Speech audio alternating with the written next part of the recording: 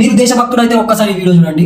ఈ రోజు కార్గిల్ విజయ్ దివస్ ఈ స్టోరీ మీరు అందరూ పెట్టినప్పుడు చూసే ఉంటారు ఎవరో ఒకరు. అయితే నేను కూడా పెట్టిన. పాకిస్తాన్ మీద గెలిచినందుకు మనం ఎందుకు సెలబ్రేట్ చేసుకోవాలి? పాకిస్తాన్ మన మిత్రు దేశం కదా, ఒకసారి చూడండి. నేను పాకిస్తాన్ ప్రేమిస్తా, నీకు లేకపోతే నీ దౌర్భాగ్యం అది. మమ్మల్ని కూడా నీలాగా ఉండమంటే నేను పాకిస్తాన్ నీకు శత్రువు అయితే నాకెందుకు శత్రువు కావాలంటున్నా. నేను ఒక స్ట్రైట్ క్వశ్చన్, ఇలా పాకిస్తాన్ ఎందుకు శత్రువు? నేను పాకిస్తాన్ ప్రేమిస్తా.